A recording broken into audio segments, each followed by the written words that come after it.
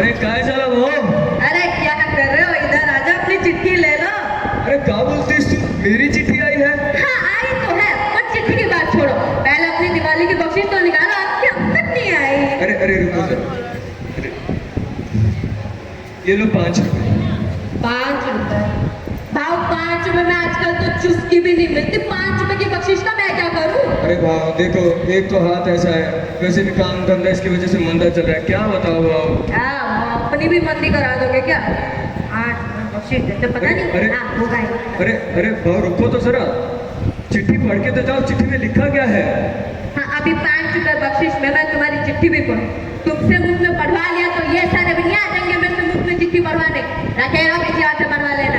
अरे भाव 5 रुपए बख्शीश देंगे, काम 1000 के करेंगे, पता नहीं क्या होगा इनका। अरे भाव, अरे दिखाओ तो, मैं भी तो देखूं। अरे हाँ देख ले, देख के कुछ समझ में आ जाए तो मेरे को भी समझा देना क्या लिखा है चिट्ठी में। वैसे भी हम दोनों अनपढ़ है, क्या करेगी तू? देख, जमींदार साहब से पढ़वा के लाता हूँ चिट्ठी। अरे सुनो तो, सुनिए तो। अरे भोला, जरा कुर्सी तो ला रे। जी मालिक। अरे जल्दी ला रे। लो मालिक। ला दे, और जरा अच्छे से मालिश कर। हाँ।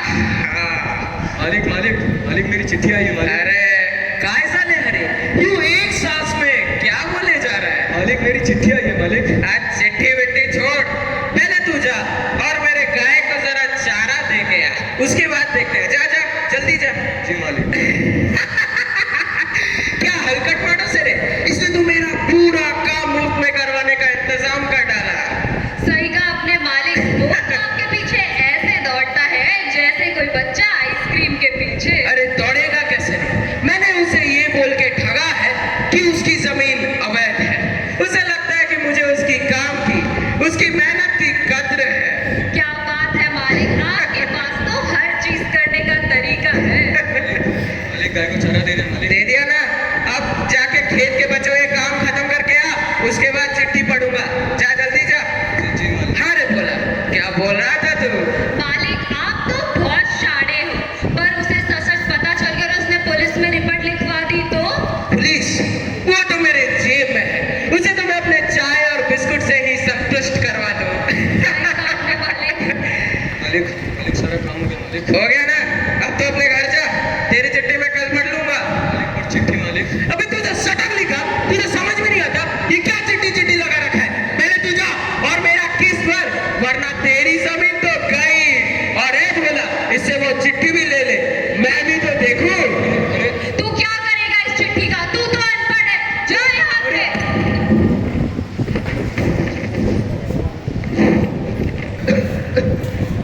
अरे क्या हुआ आपको? क्या हुआ? अरे जमींदार ने हमारी जमीन छीनने की धमकी दी और चिट्ठी भी नहीं पढ़ी। अरे देवा, अरे बाबा, अब बहुत हुआ। क्या गरीब होना पाप है जो हम इनका अन्याय सहते रहे। आप चलिए मेरे साथ पुलिस स्टेशन। मैंने सुना है वो जो न्याय इंस्पेक्टर साहब आए हैं ना, वो बहुत अच्छे हैं, वो हमें जरूर मदद करेंगे। साहब हमारी मदद कीजिए साहब। आप शांत हो जाइए, बैठ के बताइए पूरी बात। क्या हुआ? हमारे साथ अन्याय हुआ है साहब, हमें न्याय चाहिए। बताइए क्या हुआ? साहब एक दिन डाकिया चिट्ठी लेकर आया और ये उसे पढ़ नहीं पाए। साहब इन्होंने जब जमींदार से मदद मांगी तो जमींदार ने चिट्ठी भी रख ली और मदद करने से मना भी कर दिया। साहब 7 साल पहले हमारे बेटे की शिक्षा के लिए वो जमीन हमने गिरवी रखी थी।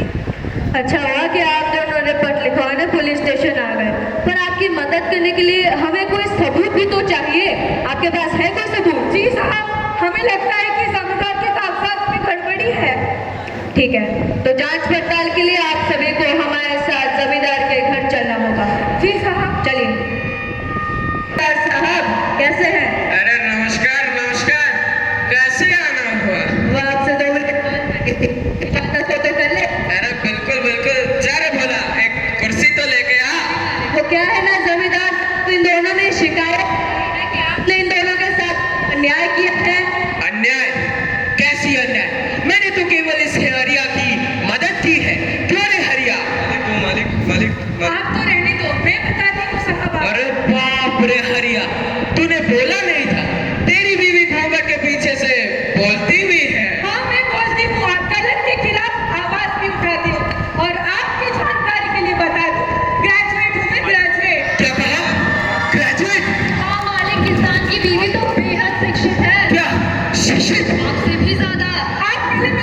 के कागजात दीजिए। ये अनपढ़ लोग, इनकी नीच सोच, ये लोग कागजात का क्या करेंगे? जमींदार साहब, आप शिक्षित और अशिक्षित की बात छोड़िए ना, आप पहले कागजात मंगवाइए। आपको कोई दिक्कत है क्या कागजात मंगवाने में? ठीक है, चल भोला, कागजात तो लेके आ, मैं भी तो देखूं। अरे जल्दी ला रे, जल्दी ला, ला दे, ये लो तुम्हारी कागजात, मैं भी तो देखूं। मालिक, आपने कागजात क्यों दे दिए? नाम की ग्रेजुएट है, कानूनी भाषा नहीं आएगी। पर सच पता चल गया तो? कुछ नहीं होगा। देखिए साहब, देखिए साहब, मात्र 50,000 रकम के लिए वो आज भी मेरे पति को कोलू की बेल की तरह काम करवाते हैं और आज भी कहते हैं रकम अभी बाकी है। क्या आपने किस्त पूरी भरी थी? जी साहब। ये गलत है। देखिए इंस्पेक्टर साहब, आप मेरे साथ चले, मैं आपको कुछ उपहार दे सकता हूँ और बदले में आपको मेरी छोटी सी मदद करनी पड़ेगी। साहब, ये तो एक नया अपराध है। आप एक पुलिस कर्मचारी को रिश्वत देने की कोशिश कर रहे हैं। आपने बिल्कुल सही कहा। जमींदार साहब, आपको पता होना चाहिए कि रिश्वत लेना और देना दोनों ही कानूनी जुर्म है और आपको इसके लिए जेल भी हो सकती है। अरे मेरी चिट्ठी, ये तो बाड़ा की टुकड़ी से आई है। लिखा है यहाँ युद्ध छिड़ा था बॉर्डर पर, जिसमें बाड़ा तथा उसकी टुकड़ी ने बड़ी ही साहस का परिचय देते हुए जीत हासिल की है और हमें यानी कि उसके माता पिता को आमंत्रित किया गया है सम्मान समारोह में। सम्मान, वो भी हमारे वाड़ा को। ये तो बहुत खुशी की बात है। इस अवसर पर मैं पूरे गांव को दावत दूंगा। मजाक अच्छा करते जमींदार साहब, दावत तो जरूर होगी पर आप पुलिस के थाने में। पर मेरी बात चले। अरे तुमने मुझे पहले क्यों नहीं बताया कि तुम शिक्षित हो? क्या पता थी मैं आपको? क्या ये पुरुष प्रधान समाज मेरा शिक्षित होना बर्दाश्त कर पाता?